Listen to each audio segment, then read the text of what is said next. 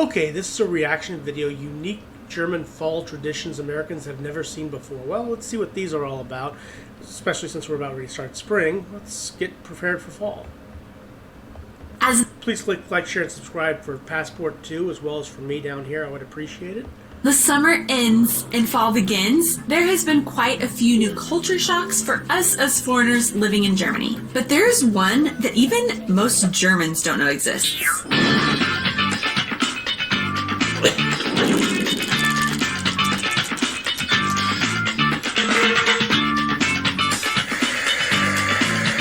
Hey guys, and welcome back to our channel. I am Donnie. And I'm Aubrey. And we are two Americans currently living in Germany and sharing all of our experiences living and traveling throughout Europe. Of course, moving to Germany has brought a lot of culture shocks that we noticed right off the bat. But some things are a little less obvious or may only happen in specific seasons and therefore goes unnoticed until it is their time to shine. For example, with German Bundestag elections happening That's in Berlin, right there, the Reichstag.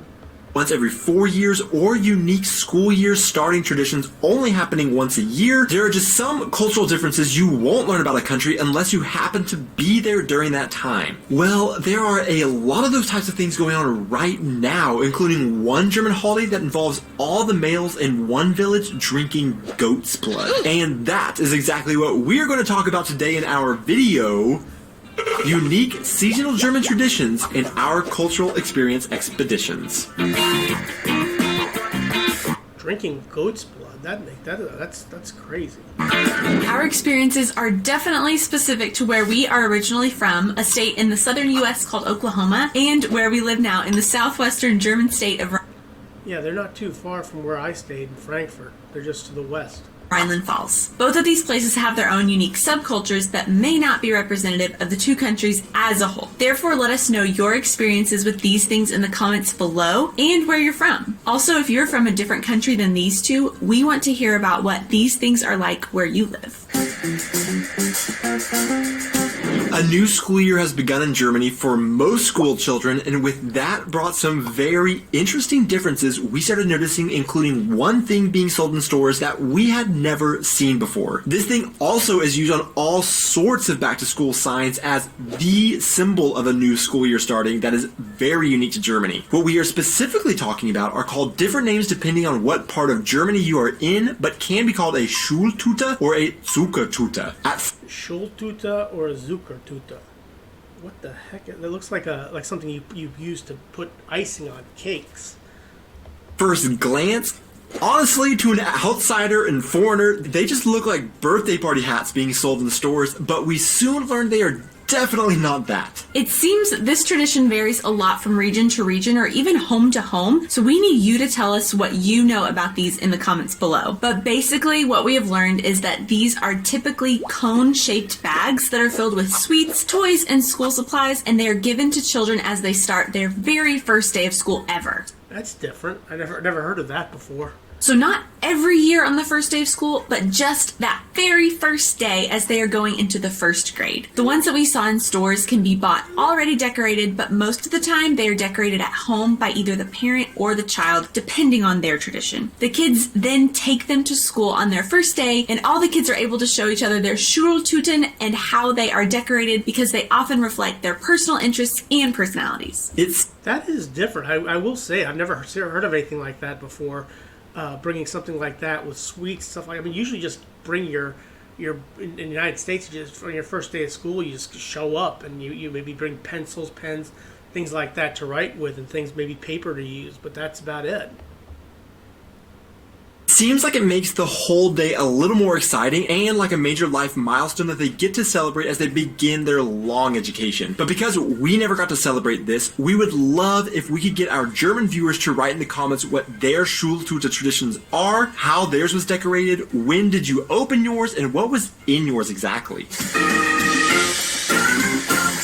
The next unique thing wouldn't typically be seasonal, but because of the worldwide situation and German lockdowns, movie theaters have finally started to open back up here, and it has allowed us to notice some differences about going to the movies here in Germany compared to the US that we hadn't gotten the chance to really experience yet. We will be doing a whole video specifically on the differences between going to the movies in the US versus in Germany, but for now, one of the biggest differences that we have noticed is with popcorn. When we have bought popcorn at the movies here in Germany, we have always been asked the follow-up question of salzig oder süß, meaning, do we want salty or sweet popcorn? In the U.S., you just get popcorn regular.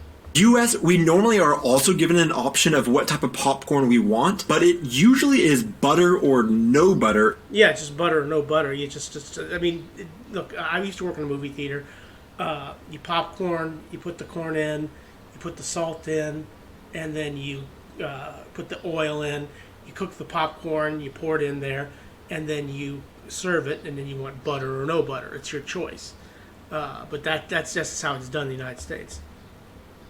And never salty or sweet. Some American theaters may offer kettle corn, which is a sweet popcorn, but kettle corn is sweet and salty, unlike German sweet popcorn, which is just plain popcorn sweetened with sugar. I also have to mention that this is not limited to just movie theaters in Germany. When we buy popcorn in grocery stores, a vast majority of the popcorn being sold will be sweet popcorn, unlike in the US where it is almost always varying degrees of butteriness. Now you can add I've never heard of sweet popcorn. I never put sugar on popcorn before. butter to your popcorn in some German movie theaters as well, but overall the sweet popcorn experience is what has been very unique and interesting for us as we had never seen it before. Yeah, that is something I've never heard of before, sweet popcorn.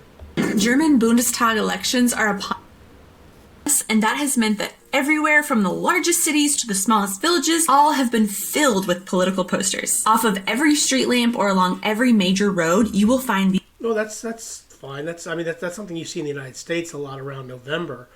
Every 2 years is you have elections.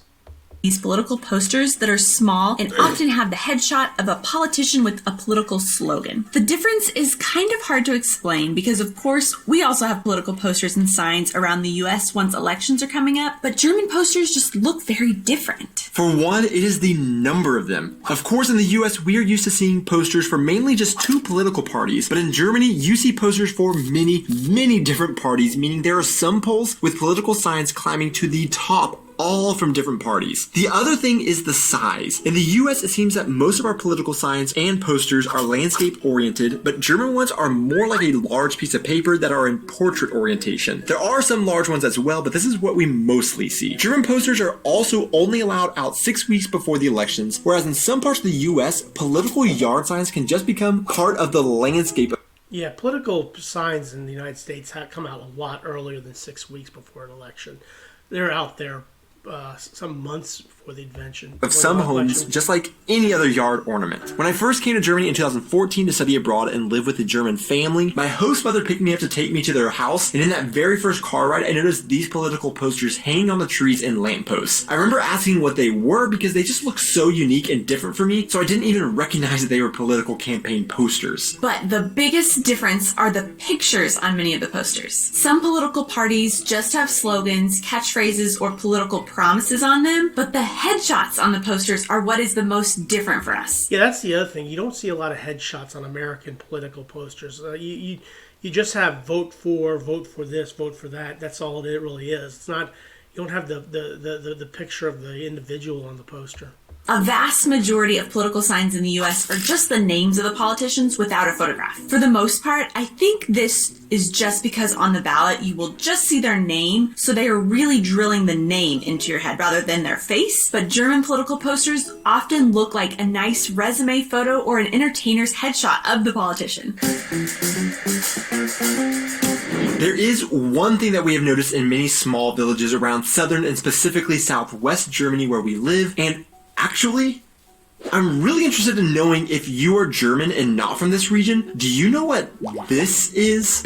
It looks like a big Q-tip is what it looks like for your. But I mean, I have no idea what that is. Before we tell you, let's see just how regional this tradition is based on our comments, because based on our experience, this is an extremely regional and niche German tradition. This long pinata-looking pole is known as a Curva and is put up during the Curva.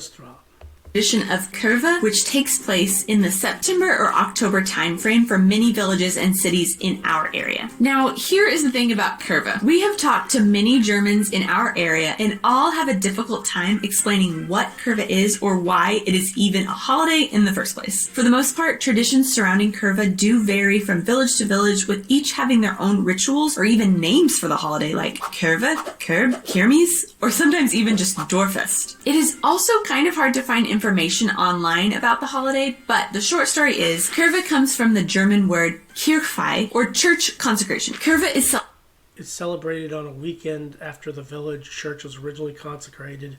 The festival usually runs from Saturday till Tuesday in smaller communities and all weekend cities. Okay, so it's like a festival season. celebrated on the weekend after the village church was originally consecrated. The festival usually runs from Saturday until Tuesday in smaller communities and all week in cities. If they are large enough, some cities may even have more than one Curva in a year. Now, we haven't gotten to actually experience this tradition yet, but from stories we have been told by our local German friends, Curva is filled with dancing, speeches, eating, and of course, lots of drinking. It seems like A festival kind of area. Okay, I get it. every village also has developed their own very unique traditions or culture surrounding the holiday, with the most unique traditions we have heard being about one very small village nearby having the males camp out in the town during the holiday and having them drink the blood of a slaughtered goat. That is disgusting. I don't know that I would ever want to do anything like that. But that, you know, it looks fine. I mean, it looks like they have fairs in the United States, something similar to this.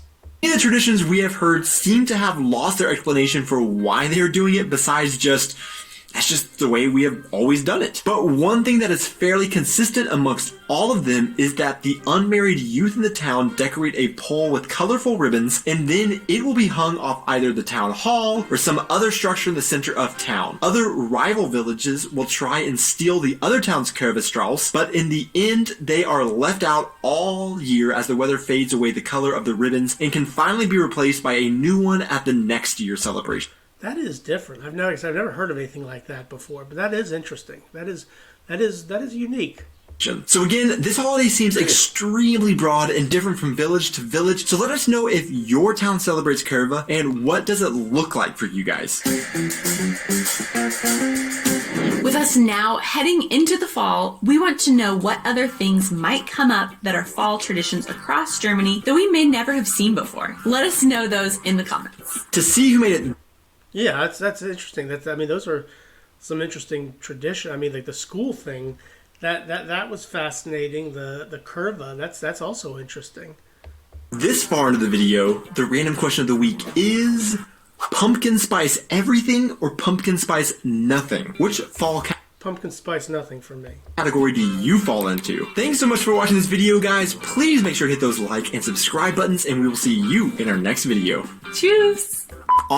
Yeah, that is, again, unique German fall traditions Americans have never seen before. I've never seen any of these, and these were fascinating, but we'll see what goes on. But please click like, share, and subscribe down here for me, as well as for Passport too. I appreciate it. Have a good rest of your day. Thanks for watching.